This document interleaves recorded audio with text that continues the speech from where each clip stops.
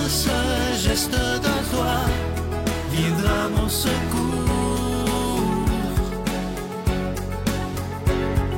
Viens semer dans mon âme le grain de l'amour. Je traverse un désert et je meurs de soif.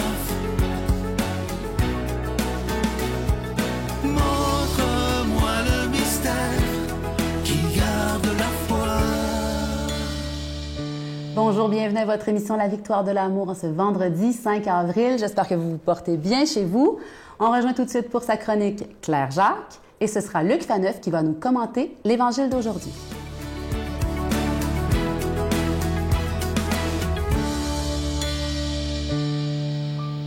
Bonjour, bon vendredi matin.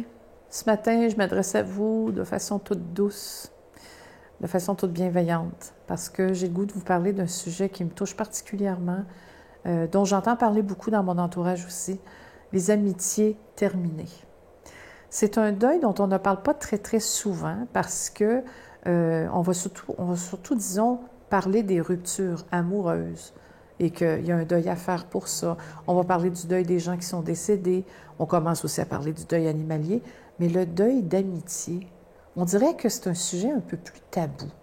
Comme si on se disait, bien, tu as d'autres amis de toute façon, puis... mais ça ne remplace pas le vide qu'un départ laisse. On s'entend là-dessus. J'ai le goût de vous parler de ça un peu ce matin. Bien, premièrement, c'est la même chose qu'en amour. Hein? C'est comme une relation qui devient un peu trop toxique à un moment donné, un peu trop nuisible. On a une perte de confiance, les ponts de communication sont brisés. Puis des fois, c'est un événement qui va provoquer une séparation. Et les amis, c'est encore plus difficile à gérer comme peine parce que souvent les amis, ce sont des gens qu'on a choisis, avec qui on investit du temps, avec qui on va traverser des épreuves souvent. Et souvent, ces personnes-là sont nos meilleurs confidents. On vit des choses très intimes avec nos amis. Donc, quand, pour quelque raison que ce soit, on est obligé de mettre un terme à une relation d'amitié, c'est une peine très grande. Et il faut attaquer ça comme un vrai deuil, même si la personne n'est pas morte, elle est encore vivante. Il reste qu'on prend la décision de laisser partir cette personne. Et donc, le vide que ça crée autour de soi est quand même assez important. Souvent, ce sont des gens avec qui on faisait beaucoup d'activités, avec qui on avait plein de choses en commun. Et là, tout à coup, cette personne-là ne partagera plus ces activités-là, ces moments. Alors, il y a un vide qui s'installe. J'ai envie de vous proposer quelques avenues de réflexion si jamais vous vivez un truc pareil. D'abord, il faut se dire que quand la relation d'amitié est rendue toxique, qu'il y a parfois de l'abus, du harcèlement et de la dépendance affective, c'est important de faire le choix de laisser partir, de laisser aller. Mais souvent, ce qui arrive, c'est que c'est difficile de se parler franchement de ce qui se passe, d'adresser la situation avec l'autre personne, avec son ami, parce que c'est un ami, hein? Mais c'est important, au moins, comme premier pas, d'essayer de rencontrer cette personne-là et de lui parler franchement de ce qui se passe. Souvent, la personne va aussi dire « je me sens un peu pareil ». L'autre chose, c'est que, comme la rupture va laisser des trous dans vos horaires, parce que vous allez avoir moins d'activités peut-être, ça pourrait être un bon moment pour commencer une nouvelle activité, un nouveau cours, vous inscrire à quelque chose de nouveau. Ça peut aider.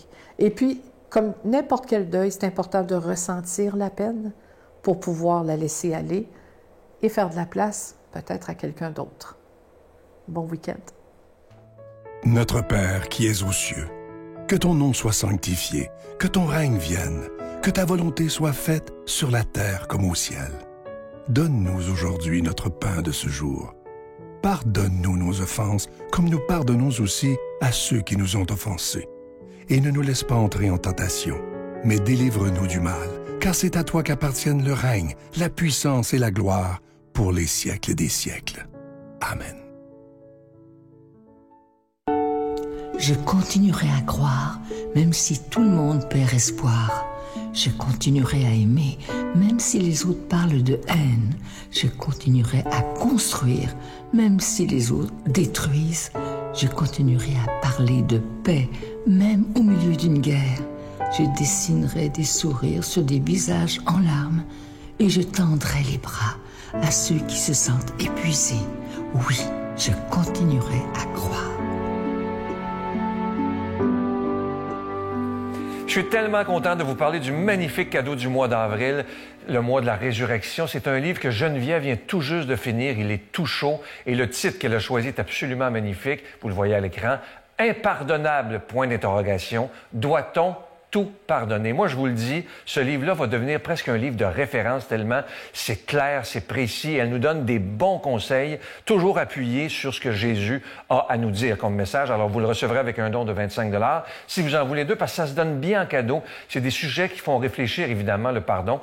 Alors, c'est avec un autre 40 $, vous allez en avoir deux. Je vous donne l'adresse, la Victoire de l'amour, case postale 120, succursale Boucherville à Boucherville, J4B 5E6, je vous la redonne. La Victoire de l'amour, case postale 120, succursale Boucherville à Boucherville, J4B 5E6. Également par téléphone, par carte de crédit du lundi au jeudi de 8h à 17h dans le 514-523-4433, 523-4433 ou sans frais le 1-888-811-9291, 1-888-811-9291 et aussi sur notre site Internet, le www.lavictoiredelamour.org. Alors, je vous rappelle ce magnifique cadeau du mois pour le mois d'avril, le mois de la résurrection. C'est un livre qui va nous faire beaucoup, beaucoup réfléchir. Je vous rappelle le titre, Impardonnable, doit-on tout pardonner? J'ai hâte que vous m'en donniez des nouvelles et en donniez des nouvelles à Geneviève, parce que c'est un sujet...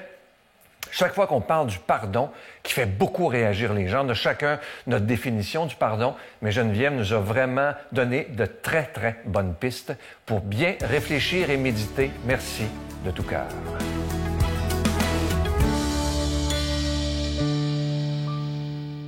Mon Dieu, donnez-moi la sérénité d'accepter les choses que je ne peux changer, le courage de changer les choses que je peux et la sagesse d'en connaître la différence.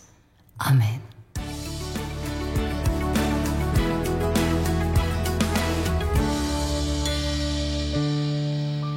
Je suis content de vous retrouver en ce temps de Pâques. Je me permets de vous dire, on peut étirer notre bonheur. Je me permets de vous dire joyeuse Pâques. C'est joyeuse Pâques, j'allais dire, tous les jours pendant le cycle liturgique, toute notre vie, parce que la résurrection de Jésus, une fois pour toutes, une fois pour l'éternité. Donc, on pourrait se souhaiter joyeuse Pâques chaque jour pendant toute l'éternité. Donc, en lien avec Pâques, aujourd'hui, Jésus va apparaître on est dans l'Évangile de Jean, pour la 3e fois, c'est la toute fin de l'Évangile, aux siens. Et on va voir que cette apparition, comme chacune, Jésus apparaît pas comme ça parce qu'il n'y avait rien à faire. Jésus apparaît avec une intention. Donc, on va voir que cette intention, elle n'est pas banale. Donc, demandons à l'Esprit Saint que cette parole de Dieu nous fasse mieux connaître Dieu, mieux l'aimer et mieux le servir. Jésus se manifesta encore aux disciples sur le bord du lac de Tibériade, et voici comment. Il y avait là Simon-Pierre avec Thomas, dont le nom signifie jumeau, Nathanaël de Cana en Galilée, les fils de Zébédée et 2 autres disciples. Simon-Pierre leur dit, « Je m'en vais à la pêche. » Ils lui répondent, « Nous allons avec toi. » Ils partirent donc et montèrent dans la barque. Or, ils passèrent la nuit sans rien prendre. Au lever du jour, Jésus était là sur le rivage. Mais les disciples ne savaient pas que c'était Jésus. Il les appelle. « Les enfants, auriez-vous un peu de poisson? » Ils lui répondent « Non. » Jésus leur dit « Jetez le filet à droite de la barque et vous trouverez. » Ils jetèrent donc le filet, et cette fois, ils n'arrivaient pas à le ramener tellement il y avait de poissons. Alors, le disciple que Jésus aimait dit à Pierre « C'est le Seigneur !»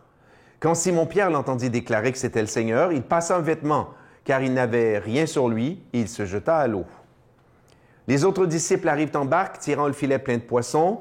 La terre n'était qu'à 100 de mètres. En débarquant sur le rivage, ils voient un feu de braise avec du poisson posé dessus et du pain. Jésus leur dit, « Apportez donc de ce poisson que vous venez de prendre. » Simon-Pierre monta dans la barque et amena jusqu'à terre le filet plein de gros poissons. Il y en avait 153. Et malgré cette quantité, le filet ne s'était pas déchiré.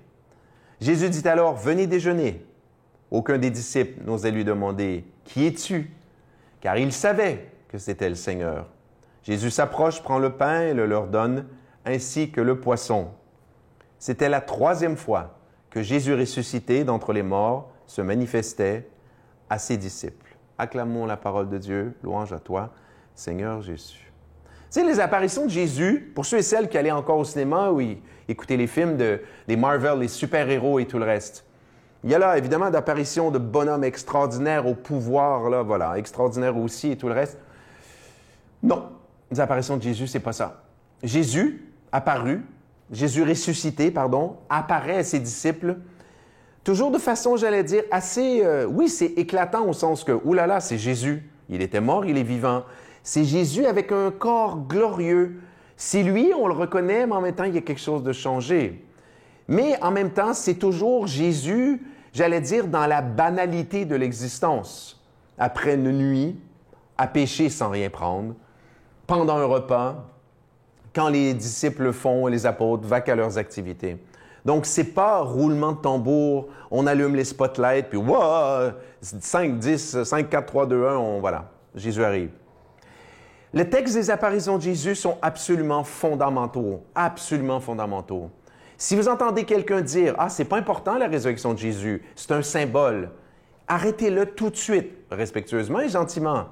Si Jésus, le cite Saint Paul, n'est pas vraiment dans sa chair glorieuse, ressuscité d'entre les morts, je perds mon temps. J'ai perdu l'heure à préparer cette homélie. Vous perdez votre temps à m'écouter. Ce ne sont que de belles paroles. Ah, vous allez dire, c'est déjà bien des belles paroles. Oui, mais moi, quand je vais être très proche de la mort ou quand je pense à ma mère et mon père qui sont morts, je veux plus que des belles paroles pour me consoler. Je veux la certitude intérieure que Jésus est vraiment ressuscité et que parce que Jésus est vainqueur de la mort, parce que l'amour a vaincu la mort et les forces des ténèbres, que mes parents, en Dieu, sont déjà en quelque sorte ressuscités et qu'à mon tour, je vais être réuni à eux.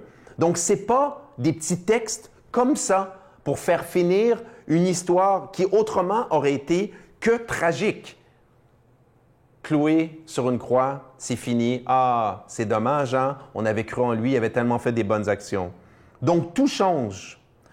C'est extraordinaire. Donc, il y a le cadre d'un miracle qui est vraiment bouleversant. Mais ce qui est beau aussi, c'est le dialogue qu'il va avoir entre Jésus et ses disciples. Donc, on voit que Jésus prend soin d'eux. Venez manger, venez vous reposer. Ils ont travaillé toute la nuit, Jésus va bénir leur action.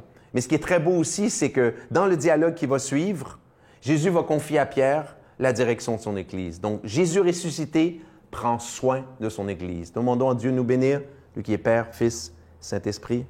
Amen. Je vous salue Marie, pleine de grâce. Le Seigneur est avec vous. Vous êtes bénie entre toutes les femmes, et Jésus, le fruit de vos entrailles, est béni. Sainte Marie, Mère de Dieu, priez pour nous pécheurs, maintenant et à l'heure de notre mort. Amen.